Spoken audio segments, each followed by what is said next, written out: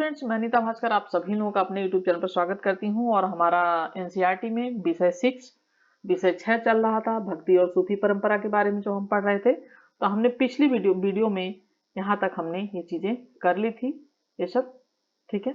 और आज हम यहाँ से शुरू करेंगे। 8 है पॉइंट जो है नवीन भक्ति पंथ, उत्तरी भारत में संवाद और असहमति, इसके बारे में हम थोड़ा सा पढ़ेंगे।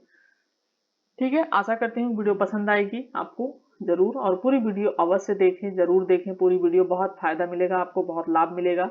चाहे आप कोई भी एग्जाम दें हिस्ट्री से, जिससे भी क्वेश्चन आएंगे आपको उसमें बहुत लाभ मिलेगा और बहुत फायदा मिलेगा। एनसीईआरटी से क्वेश्चन हमेशा पूछे जाते हैं। ठीक है, तो आशा करती हूँ वीडियो पसंद आएगी तो लाइक शेयर कमेंट अवश्य करेंगे। तो चलिए शुरू करते हैं। नवीन भक्ति पंथ, उत्तरी भारत में संवाद और असहमति। अनेक संत कवियों ने नवीन सामाजिक परिस्थितियों और विचारों और संस्थाओं के साथ स्पष्ट और सांकेतिक दोनों किस्म के संवाद कायम किए थे। और इस काल के 3 प्रमुख और प्रभावकारी व्यक्तियों पर दृष्टिपात कर हम देखेंगे कि संवादों को किस भांति अभिव्यक्ति मिली थी। ठीक है, संवाद यानी आपसी बातचीत किस जो है भांति, किस तरीके से इनको क्या हुआ था, अभिव्यक्ति मिली थी। ठीक है, दैवी वस्त्र की बुनाई। कबीर लगभग 14वीं-15वीं शताब्दी, इस पृष्ठभूमि में उभरने वाले संत कवियों में जो है बहुत ही महत्वपूर्ण थे, अप्रतिम थे।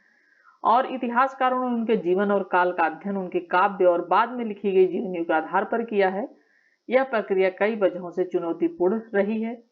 कबीर की वाणी 3 विशिष्ट किंतु परस्पर व्याप्त परिपाटियों में संकलित किया गया है। कबीर बीजक कबीर पंथियों द्वारा वाराणसी तथा उत्तर प्रदेश के अन्य स्थानों पर संरक्षित हैं। ठीक है, कबीर ग्रंथावली का संबंध राजस्थान के दादू पंथियों से है। और इसके अतिरिक्त कबीर के कई पद आदि ग्रंथ साहिब में भी जो है संकलित हैं। आदि ग्रंथ साहिब उसमें भी संकलित हैं। लगभग सभी पांडुलिपि संकलन कबीर की मृत्यु के बहुत बाद में किए गए हैं। ठीक है, इनकी मृत्यु को काफी बाद किए गए हैं। और 19वीं शताब्दी में उनके पद संग्रहों को बंगाल, गुजरात, महाराष्ट्र जैसे क्षेत्रों में मुद्रांकित किया गया।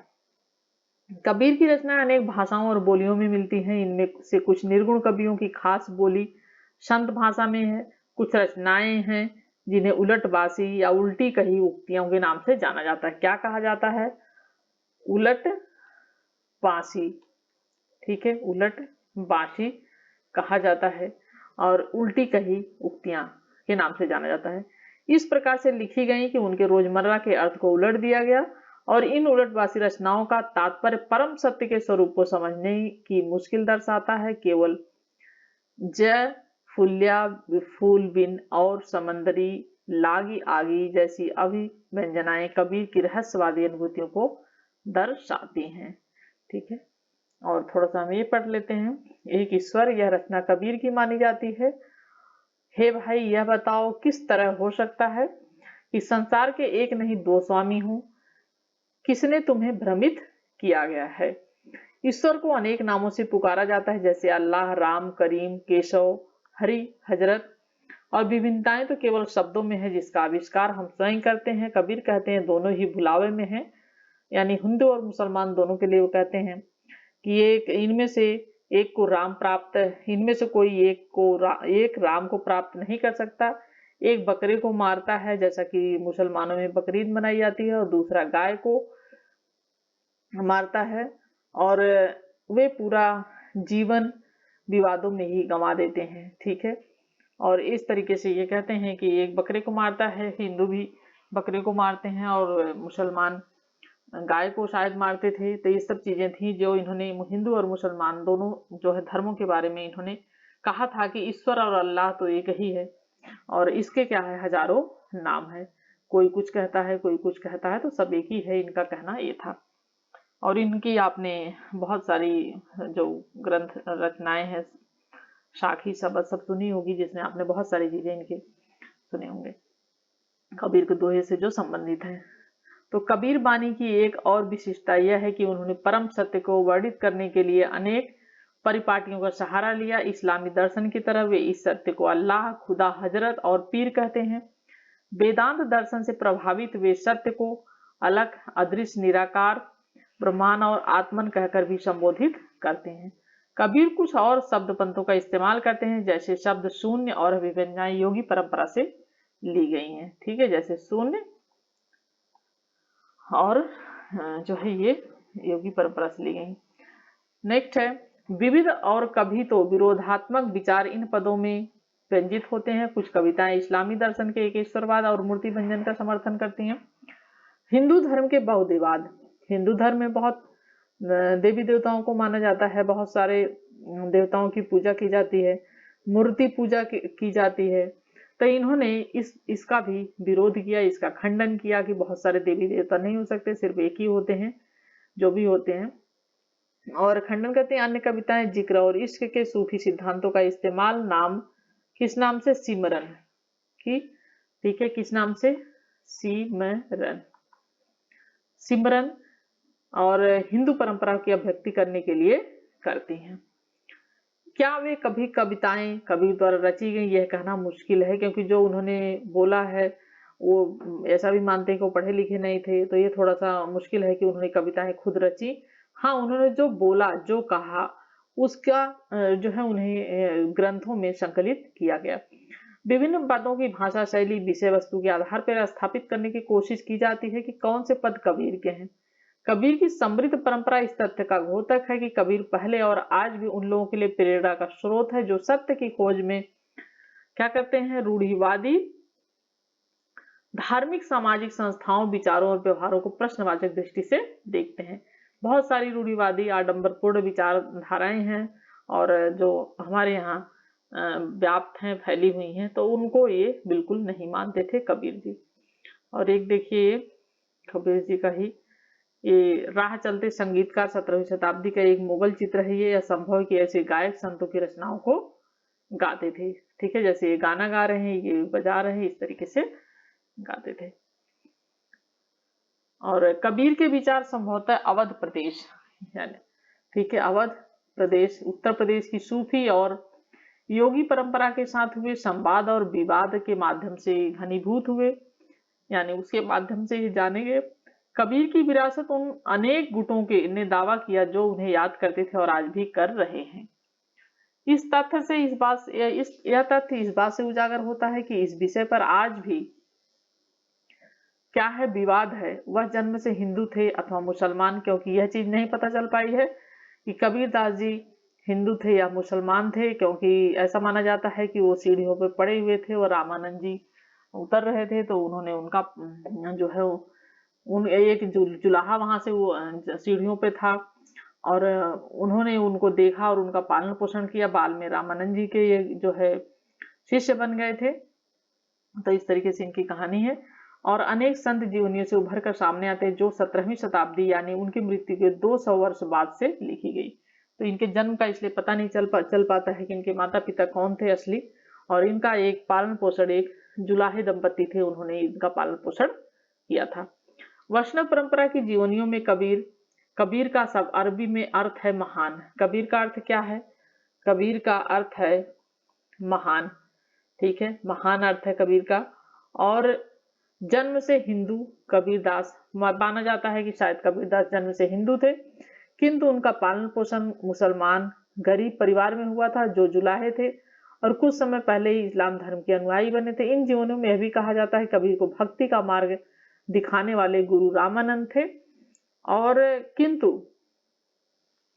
कबीर के पद, ठीक है, कबीर के पद सतगुरु संबोधन का इस्तेमाल किसी विशेष व्यक्ति के संदर्भ में नहीं करते हैं। इतिहासकार यह भी मानते हैं कि कबीर और रामानंद का समकालीन होना मुश्किल प्रतीत होता है। देखिए, ये भी चीज कही जा रही है। एक तो ये माना जाता है कि इनके गुरु थे, रामानंद जी जो थे कबीरदास के गुरु माना जा रहा है, लेकिन ये भी इतिहासकार यह भी कहते हैं कि इनका समकालीन, ठीक है, समकालीन ये नहीं थे। तो थोड़ा सा बातें विरोधाभासी हैं कि बहुत ज्यादा कहा नहीं जा सकता। तो इनका समकालीन होना ये लोग जो है मुश्किल प्रतीत होता है, जब तक कि उन्हें बहुत ही लंबी आयु न दी। जब बहुत ज्यादा अधिक लंबी आयु दे दी जाएगी तभी जाके लगेगा ऐसा। तथा वो परंपराएं जो दोनों को जोड़ती हैं स्वीकार नहीं की जा सकती। और यह मतलब कहा जा रहा है कि ये दोनों परंपराएं जो रामानंद जी की और कबीरदास की तो जो है वो स्वीकार नहीं की जा सकती है, किंतु उनसे यह अवश्य पता चल जाता है कबीर की विरासत बाद की पीढ़ी के लिए कितनी ज्यादा महत्वपूर्ण थी, इंपॉर्टेंट थी। ठीक है, आगे चलते हैं 8.2 बाबा गुरु नानक और पवित्र शब्द।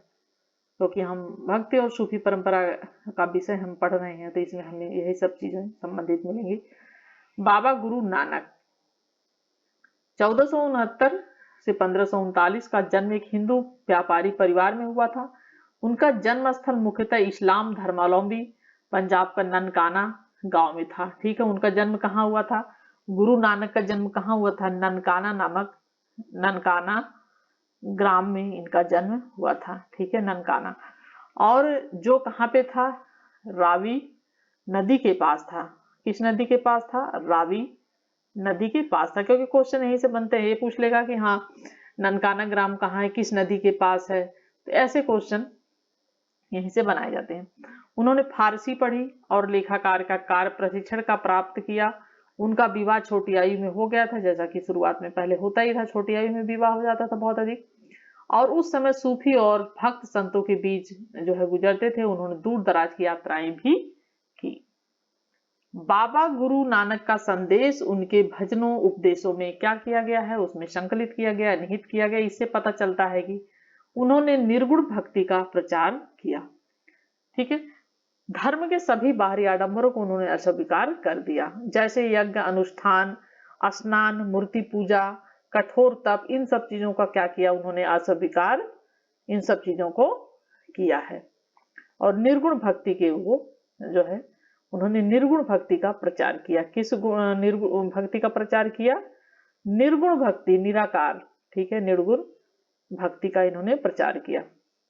निर्गुण भक्ति के प्रचारक कबीरदास भी थे, क्योंकि वो भी इन्हीं निर्गुण भक्ति में ही आते हैं। और हिंदू और मुसलमानों के राज धर्म ग्रंथों को भी उन्होंने नकारा। चाहे हिंदू हो चाहे मुसलमान हो, उनके धर्म ग्रंथ भी जो हैं उनको भी उन्होंने क्या किया? उन्होंने अस्वीकार उन्हें से भी कर दिया। ठीक है, धर्म ग्रंथ भी अस्वीकार इन्होंने किया। और बाबा गुरु नानक के लिए परम पूर्ण रब का कोई लिंग या आकार नहीं था, यानी निराकार। किसमें विश्वास करते थे? निराकार, और जिसका कोई आकार नहीं था। उन्होंने इस रब की उपासना के लिए एक सरल उपाय बताया, और वह था उनका निरंतर स्मरण और नाम का जाप। क्या था? लगातार क्या करना है? भगवान को एक वो मान के, बिना रूप के, बिना आकार के क्या करना है? उनका लगातार स्मरण करना है। ठीक है, लगातार उन्हें याद करना है, उनका सुमिरन करना है, उनका स्मरण करना है। ठीक है, ये चीज ये करते थे। और उन्होंने अपने पंजाबी भाषा में शब्द, क्या है? शब्द। ठीक है, शब्द के माध्यम से इन्होंने क्या किया? सामने रखा। बाबा गुरु नानक यह शब्द अलग अलग रागों में गाते थे, और उनका सेवक मर्दाना रबाब बजाकर उनका साथ देता था। क्या था उनका सेवक? मर्दाना रबाब बजाकर। ठीक है, मर्दाना रबाब उनका सेवक था। मर्दाना रबाब बजाकर क्या करता था? बजाता था और उनका साथ देता था। बाबा गुरु नानक ने अपनी अनुयायियों को एक समुदाय में संगठित किया। जो उनके अनुयायी थे, जो उनके समर्थक थे, उसे क्या किया? उन्होंने एक समुदाय में संगठित किया। सामुदायिक उपासना संगत के नियम निर्धारित किए, जो संगत होती थी। ठीक है, संगत लगती थी, लोग इकट्ठे होते थे तो उसके नियम निर्धारित किए। जहां सामूहिक रूप से क्या होता था? पाठ होता था। क्या होता था? सामूहिक रूप से लोग जब सम्मिलित हो जाते थे तो पाठ होता था। उन्होंने अपने अनुयायी अंगद, उनके अनुयायी कौन थे? अंगद थे। उन्होंने अपने अनुयायी अंगद को अपने बाद गुरु पद पर आसीन किया। ठीक है, गुरु नानक के बाद कौन हुए थे दूसरे नंबर पे? गुरु अंगद। ठीक है, इन्होंने इनको क्या किया? अपना गुरु पद पर आसीन किया, और इस परिपाटी का पालन 200 वर्षों तक चला। कितने वर्षों तक चला? 200 वर्षों तक। ऐसा प्रतीत होता है कि बाबा गुरु नानक किसी नवीन धर्म की संस्थापना नहीं करना चाहते थे, किंतु उनकी मृत्यु के बाद उनके अनुयायियों ने आचार व्यवहार को सुसंगठित कर अपने को हिंदू और मुसलमान दोनों से पृथक चिन्हित किया, यानी हिंदू भी नहीं कहा अपने आप को, मुसलमान भी नहीं कहा, उन्होंने अलग अपने आप को जो है चिन्हित किया। और गुरु अर्जुन देव जी ने बाबा गुरु नानक तथा उनके 4 उत्तराधिकारियों बाबा फरीद, रविदास और कबीर की वाणी को आदि ग्रंथ में संकलित किया। ये क्वेश्चन बार बार पूछा जाता है। तो गुरु अर्जुन देव, ठीक है, किन्होंने किया? गुरु जो है अर्जुन देव ने किसमें आदि ग्रंथ में संकलित किया? गुरु अर्जुन देव ने, ठीक है। गुरु अर्जुन देव ने गुरु नानक एक तो पहले, ठीक है, कौन है पहले? गुरु नानक। और उसके बाद दूसरे कौन है? पहले हैं गुरु नानक और उसके बाद बाबा फरीद, बाबा फरीद भी, और उसके बाद रविदास जी, ठीक है, रविदास जी, और उसके बाद कबीर। तो इन चारों लोगों की क्या किया है इन्होंने? चारों लोगों की जो वाणी थी, जो उन्होंने बोला था, उसको क्या किया? आदि ग्रंथ में इन्होंने संकलित किया है, गुरु जो है अर्जुन देव ने। और इनको क्या कहा जाता है? गुरु, गुरबाणी यानी गुरु, ठीक है, क्या कहा जाता है? गुरु बाणी, बाणी यानी गुरबाणी यानी गुरु बाणी कहा जाता है, ठीक है। और ये अनेक भाषाओं में रचे गए, ठीक है, कई भाषाओं में रचे गए। 17वीं शताब्दी के उत्तरार्ध में 10वें गुरु गोविंद सिंह जी, 9वें गुरु तेग बहादुर की रचनाओं को भी इसमें शामिल किया, ठीक है। जब 10वें गुरु हुए गुरु गोविंद सिंह जी, तो उन्होंने तेग बहादुर, जो तेग बहादुर थे, उनकी रचनाओं को भी इनमें संकलित कर दिया, मिला दिया, ठीक है। और ये क्वेश्चन पूछा गया है कि किसकी किसी रचनाओं को इसमें संकलित किया गया है। तो गुरु गोविंद सिंह ने खालसा पंथ की स्थापना की थी, नींव डाली थी उन्होंने, और उनके 5 प्रतीकों का उन्होंने वर्णन किया। 5 प्रतीक कौन कौन से थे? केस कटे होने, कटे केस, बिना कटे केस, यानी आप जानते हैं सिख धर्म में क्या होता है कि केस को, बालों को काटा नहीं जाता है, पगड़ी बनाते हैं, तो बिना कटे केस, कृपाण, कक्ष, कंघा, लोहे का कड़ा, ये इनके लिए महत्वपूर्ण था। 5 इन्होंने क्या किया है? इन्होंने 5 प्रतीक इनके निर्धारित कर दिए थे। और गुरु गोविंद सिंह के नेतृत्व में समुदाय एक सामाजिक, धार्मिक और सैन्य बल के रूप में संगठित होकर सामने आया था, क्योंकि उस समय मुगलों का शासन काल था और बहुत से मुगल शासक इनसे बहुत ज्यादा नाराज भी रहते थे। जैसे कि गुरु अर्जुन देव को जहांगीर ने फांसी की सजा दिलवा दी थी, और बाकी उनको गुरु तेग बहादुर को इसने गुरु तेग बहादुर को औरंगजेब ने, तो इस तरीके से बहुत ही मतलब दुश्मनी पाल के रखते थे, क्योंकि वो उन्हें अपना धर्म स्वीकार करने के लिए कहते थे, लेकिन गुरु अपना धर्म, उनका धर्म स्वीकार नहीं करते थे। तो इस वजह से काफी इन्होंने फिर एक सेना का संगठन किया था गुरु गोविंद सिंह ने। मीराबाई भक्तिमय राजकुमारी, अब भक्ति में मीराबाई का नाम आता है। मीराबाई लगभग 15वीं-16वीं शताब्दी में संभवतः भक्ति परंपरा की सबसे सुप्रसिद्ध कवयित्री थी, और उनकी जीवनी उनके लिखे भजनों के आधार पर संकलित की गई, जो शताब्दियों तक एक मौखिक रूप से संप्रेषित होते रहे।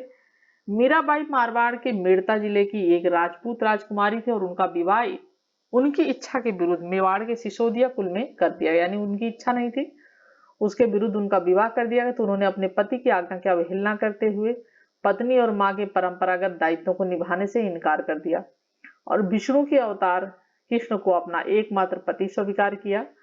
उनके ससुराल वालों ने उन्हें विष देने का प्रयत्न किया, किंतु वह राजभवन से निकलकर एक परिवज्र का संत बन गई। और ये देखिए 15वीं शताब्दी की तमिलनाडु से प्राप्त पत्थर की मूर्ति, यहाँ कृष्ण को बांसुरी बजाते हुए दिखाया गया है। मीराबाई कृष्ण के इसी रूप को पूजती थी। ये है कृष्ण की मूर्ति, ठीक है, ये देखिए कृष्ण की मूर्ति है, ये जो बांसुरी बजाते हुए दिखाया गया था, इसी रूप को जो है मीराबाई पूजा करती थी। कृष्ण के प्रति प्रेम, यह मीराबाई द्वारा रचित एक गीत का अंश है। अगर चंदन की चिता बढ़ाऊं, अगड़े में हाथ जलाला, जल बल भई भस्म की ढेरी अपने अंग लगा जा, मीरा कहें प्रभु गिरधर नागर जोत में जोत मिला जा। एक और पद वह कहती हैं, राणो जी मेवाड़ो मारो काई करसी, मैं तो गोविंद रा गुरु जाए राजो, राणो जी रुकसी गांव हरी कुंभलाए। ये सब उद्धरण है इनके मीराबाई के बारे में। और उन्होंने अंतर्मन की भावप्रता का व्यक्त करते हुए अनेक गीतों की रचना की थी। कुछ परंपराओं के अनुसार मीरा के गुरु रैदास थे, ठीक है, जो एक चर्मकार थे। और इससे पता चलता है कि मीरा ने जातिवादी समाज की रूढ़ियों का भी उल्लंघन किया, क्योंकि उस समय जातिवादी प्रथा थी और इनको छूना भी पाप समझते थे लोग। रैदास जी चर्मकार थे और अपने पति के राजमहल के ऐश्वर्य को उन्होंने त्याग दिया और विधवा के सफेद वस्त्र और सन्यासिनी के जोगिया वस्त्र उन्होंने धारण कर लिए। हालांकि मीराबाई के आसपास अनुयायियों का जमघट नहीं लगा, उन्होंने किसी निजी मंडली की नींव नहीं डाली, परंतु फिर वे शताब्दियों तक प्रेरणा का स्रोत रही। उनके रचित पद आज भी स्त्रियों और पुरुषों द्वारा गाए जाते, खासतौर से गुजरात और राजस्थान के गरीब लोगों द्वारा, जिन्हें नीच जाति का समझा जाता है, उनके द्वारा, ठीक है। शंकरदेव 15वीं शताब्दी के उत्तरार्ध में असम में शंकरदेव वैष्णव धर्म के मुख्य प्रचारक के रूप में उभरे थे। शंकरदेव और उनके उपदेशों को भगवती धर्म कहकर संबोधित किया जाता है, क्योंकि वे भगवत गीता और भगवत पुराण पर आधारित थे, ठीक है। भगवती धर्म कहा जाता था, एक चीज ध्यान रखना है, भगवती धर्म कहा जाता था क्योंकि उनके जो वो थे, क्योंकि वे भगवत गीता और भगवत पुराण पर आधारित थे। ये उपदेश सर्वोच्च देवता विष्णु के प्रति पूर्ण समर्पण भाव पर केंद्रित थे और शंकर देव ने भक्ति के लिए नाम कीर्तन, श्रद्धावान भक्तों के सत्संग में ईश्वर के नाम पर उच्चारण पर बल दिया। और उन्होंने आध्यात्मिक ज्ञान के प्रचार के लिए सत्र या मठ तथा नामघर जैसी प्रार्थना गृह की स्थापना को बढ़ावा दिया और इस क्षेत्र में संस्थाएं आचार आज भी पनप रहे हैं। शंकर देव की प्रमुख काव्य रचनाओं में कीर्तन घोष भी है, कीर्तन घोष भी है। धार्मिक परंपरा के इतिहासों का पुनर्निर्माण 9 पॉइंट हमारा, ठीक है। और हमने देखा कि इतिहासकार धार्मिक परंपरा के इतिहास के पुनर्निर्माण के अनेक स्रोतों का, जैसे मूर्ति कला, स्थापत्य कला, ठीक है, स्थापत्य कला। और ये थोड़ा सा देखते हैं, सूफी परंपरा के इतिहास के पुनर्निर्माण के लिए विभिन्न स्रोत, खानकाहों के आसपास अरुण ग्रंथों की रचना हुई, जिनमें शामिल है सूफी विचारों आचारों पर प्रबंध पुस्तिका कस्फ उल मजहूब इस विधा का एक उदाहरण है। और यह पुस्तक अली बिन उस्मान हुजविरी मृत्यु 1071 में हुई थी। लिखी गई साहित्य इतिहासकारों के जानने में मदद करता है और उपमहाद्वीप के भारत की परंपराओं में भारत में सूफी चिंतन को किस तरह प्रभावित किया, यह सब चीजें इससे पता चलती हैं। मूल फुजात, सूफी संतों की बातचीत क्या है, मूल फुजात, ठीक है। और एक आरंभिक ग्रंथ फैदुल फुआद है, क्या है, फवाइद उल फुआद अल फुआद, ठीक है, यह है फुआद। और यह शेख निजामुद्दीन औलिया की बातचीत पर आधारित संग्रह है, जिसका संकलन प्रसिद्ध फारसी कवि अमीर हसन सिजवी देहलवी, ठीक है, किसने किया है, अमीर हसन सिजवी देहलवी, जिन्हें अमीर हसन देहलवी कहते हैं, देहलवी, ठीक है, इन्होंने इसका सृजन किया है। और सूफी सिलसिलों के लेखों की अनुमति से, सिखों की अनुमति से इसका जो है सृजन किया गया है, इनकी रचना की गई है। और इनका उद्देश्य मुख्यतः उपदेशात्मक है, यानी उपदेश देते थे। और अनेक भागों, जिसमें दक्कन भी शामिल है, दक्षिण भी शामिल है, अनेक उदाहरण इस तरह के मिलते हैं। कई शताब्दियों के इनका संकलन होता रहा। और मकतूबात, लिखे पत्रों का संकलन, जो मकतूबात क्या है, मकतूबात ये क्या है, लिखे हुए पत्रों का संकलन है। और ये वो पत्र थे जो सूफी संतों द्वारा अपने अनुयायियों और सहयोगियों को लिखे जाते थे। जो पत्र लिखे जाते थे सूफी जो है संतों द्वारा अपने अनुयायियों को, वो थे। और इसी तरीके से व्यान पत्र में अनुयायी लौकिक आध्यात्मिक जीवन, आकांक्षाओं, मुश्किलों पर भी टिप्पणी करते थे। और विद्वान बदौ 17वीं शताब्दी के नक्शबंदी सिलसिले के शेख अहमद सरहिंदी जिनकी मृत्यु हुई थी 1624 के, लिखे शेख अहमद, किसने लिखा था? शेख अहमद सरहिंदी, ठीक है, सरहिंदी। और क्या है ये? मकतूबात इमाम रब्बानी, मकतूबात ए, ठीक है, ए इमाम रब्बानी, ठीक है, रब्बानी पर चर्चा करते हैं। और इस शेख की विचारधारा का तुलनात्मक अध्ययन बादशाह अकबर की उदारवादी और असांप्रदायिक विचारधारा से करते हैं। तजकिरा क्या है? तजकिरा सूफी संतों की जीवनियों का स्मरण है ये, ठीक है, जीवनी स्मरण है तजकिरा, ठीक है। ये सब मेन पॉइंट है, इसीलिए मैं लिख रही हूँ, थोड़ा सा आपको जिससे याद हो जाए और आपको याद करना भी है। तजकिरा मीर खुर्द किरमानी का सियारुल औलिया है। यह तजकिरा चिश्ती संतों के बारे में था। सबसे प्रसिद्ध तजकिरा अब्दुल हक मुहादिस देहलवी, जिनकी मृत्यु 1642 में हुई थे, अख्यारुल अख्यार है। तजकिरा के लेखकों का मुख्य उद्देश्य अपने सिलसिले की प्रधानता स्थापित करना और साथ ही अपने आध्यात्मिक वंशावली की महिमा का बखान भी करना था। और तजकिरे के बहुत से वर्णन अद्भुत और अविश्वसनीय है, फिर भी इन इतिहासकारों के लिए महत्वपूर्ण है कि सूफी परंपरा के स्वरूप को समझने में सहायक सिद्ध होते हैं। और अनेक साहित्यिक और मौखिक संदेश भी जुड़े हैं इसमें, और कुछ को सुरक्षित किया गया है। और बहुत सी सूचनाएं ऐसी थी जिनमें संप्रेषण के दौरान संशोधन भी बाद में हो गया। जब आपसी बातचीत हुई, संप्रेषण हुआ, बात संवाद हुआ, तो वे उनका संशोधन हुआ। वे कुछ ऐसे भी थे जो हमेशा के लिए विस्मृत हो गए, ठीक है। और धर्म गुरुओं से जुड़ी कहानियां दैवी स्वरूप को समझने को स्त्री और पुरुषों द्वारा लिखी गई काव्य रचनाएं हैं। जैसा हमने देखा था, मूर्ति कला, स्थापत्य कला इस उद्देश्य के लिए तभी इस्तेमाल कर सकते हैं जब हम उसके संदर्भ को अच्छी तरह समझें, अर्थात आकृतियों और इमारतों को बनाने तथा उनका इस्तेमाल करने के विचारों और आस्थाओं को जो है आचारों की हमें समझ हो। और उनमें काफी विविधता भी है और कई भाषाओं शैलियों में लिखे गए हैं। कुछ सरल हैं, स्पष्ट भाषा में हैं, जैसे कि बसवन्ना के वचन, जबकि कुछ अन्य अलंकृत फारसी भाषा में लिखे गए हैं और मुगल सम्राटों के फरमानों का रूप भी धारण कर ले। प्रत्येक किस्म के मूल काट को समझने के लिए तरह तरह का कौशल भी चाहिए होता है। और इसके अलावा इतिहासकार को विधि की शैली व शैलियों में सूक्ष्म अंतरों को भी पहचानना पड़ता है, यह सब लिखने के लिए। लगभग सभी धार्मिक परिपाटियां आज भी पनप रही हैं। परिपाटी की यह निरंतरता यह लगातार चली आ रही है और यह लाभदायक सिद्ध होती है इतिहासकारों की, क्योंकि वे सामयिक आचार व्यवहार, जो समय की एक समय में जो आचार व्यवहार किया जाता है, उस परिपाटी से कर सकते हैं जिसका वर्णन साहित्य, पुरानी चित्रकला में मिलता है। और साथ ही उस परंपरा में आए जो परिवर्तन होते हैं उनका क्या होता है, उनकी रूपरेखा भी वो तैयार कर सकते हैं।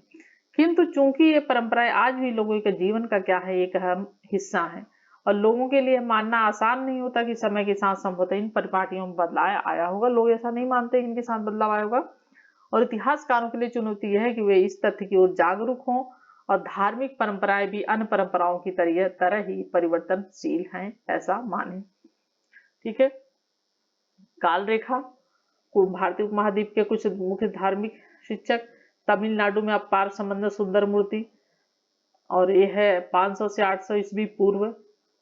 लगभग 800 से 900 ईस्वी तमिलनाडु में नम्मलोर, मणिक्वाचर, आंडाल, इनके बारे में हमने पढ़ा है।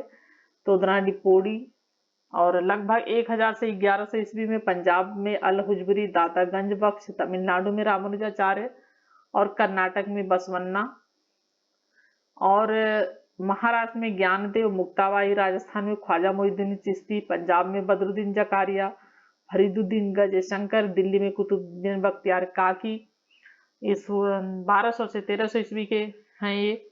और 1300 से 1400 ईस्वी में कश्मीर में लाल देद, सिंध में लाल शाहबाज कलंदर, और दिल्ली में निजामुद्दीन औलिया, उत्तर प्रदेश में रामानंद, महाराष्ट्र में चोख मेला, बिहार में सफरुद्दीन याया मेनरी। ये 13 से 14वीं ईस्वी की बात लोग हैं ये। लगभग 1400 से 1500 ईस्वी की बात है। उत्तर प्रदेश में कबीर रैदास, सूरदास, पंजाब में बाबा गुरु नानक, गुजरात में बल्भाचार, ग्वालियर में अब्दुल्ला सत्तारी, गुजरात में मोहम्मद शाह आलम, गुलबर्गा में मीर सैयद मोहम्मद गेसूदराज, असम में शंकर देव, महाराष्ट्र में तुकाराम हुए, और ये सब संत थे, सूफी संत, और सब संत ये लोग थे 1400 से 1500 ईस्वी में। ठीक है, भक्ति और सूफी संत सब हैं और इनका काल निर्धारण है ये। और 1500 से 1600 ईस्वी के बीच पंजाब में श्री चैतन्य हुए, बंगाल में बंगाल राजस्थान में मीराबाई, जिनके बारे में अभी हमने, उत्तर प्रदेश में शेख अब्दुल कुद्दुस गंगोही, मलिक मोहम्मद जायसी, तुलसीदास जी, जिनकी रचनाएं प्रसिद्ध हैं। और 17 लगभग 1600 से 1700 ईस्वी हरियाणा में शेख अहमद सरहिंदी, पंजाब में मियाँ मीर, तो शेख अहमद सरहिंदी का 1600 से 17 ईस्वी की बात है। और इन शिक्षकों के अनुमानित काल को इंगित करती हैं, इशारा करती हैं। तो हमारा यहीं पे 6 जो है चैप्टर था वो कंप्लीट होता है, और आशा करती हूँ वीडियो पसंद आएगी। और बहुत महत्वपूर्ण चीजें हैं, चीजों पर ध्यान दें, अच्छी तरीके से करें। Thank you for watching video.